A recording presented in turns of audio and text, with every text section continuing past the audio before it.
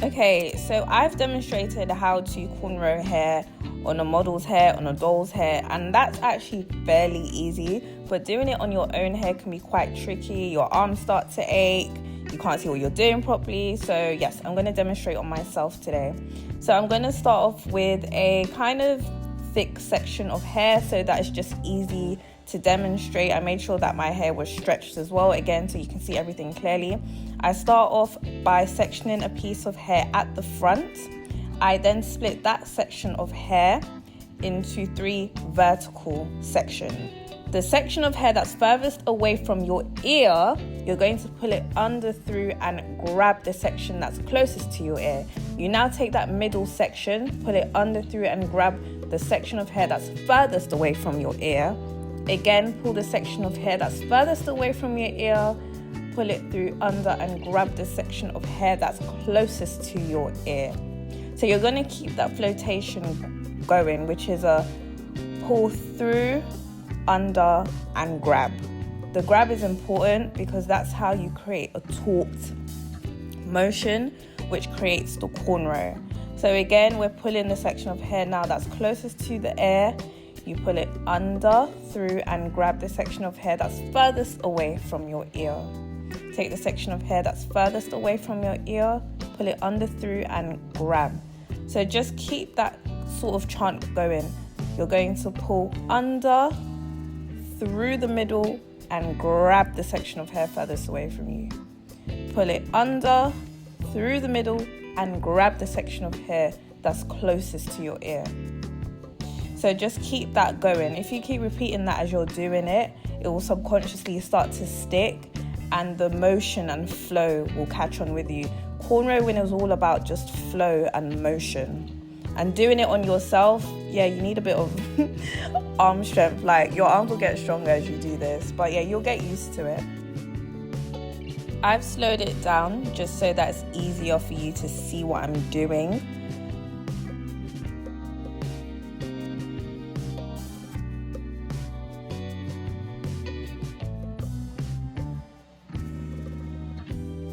So again, we're taking the section of hair that's closest to your ear, we're pulling it under, through, and grabbing the section of hair that's furthest away from your ear. And we're going to keep that going on.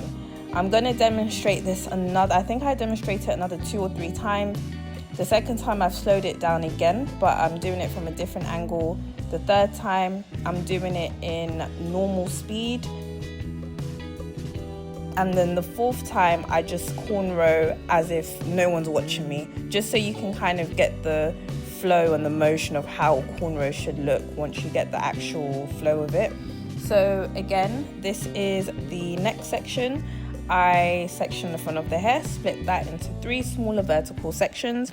You take the piece of hair that's furthest away from your ear, you're going to pull it under the middle section, and then you're going to grab the section of hair that's closest to your ear. Now take the middle section, you're going to pull it under, through, and grab the section of hair that's furthest away from your ear. Now you grab the section of hair that's furthest away from your ear, pull it under the middle, through, and grab the section of hair that's closest to your ear. I'm just going to simplify what I'm saying. Pull under, through, and grab. Pull under, through, and grab. Pull under, through, and grab. You're always pulling through the middle section. Can you see that? I'm pulling through the middle section and I'm grabbing. That's how it begins to stick to the scalp. I'm now pulling under the middle, I'm grabbing the other side, and I'm holding it down and taut as I'm doing this. Don't worry about it looking neat straight away, because it's not going to, especially if you're new, especially if you're doing it on your own head. I can cornrow so neatly on other people's head, but on my head, yeah, that's not the case.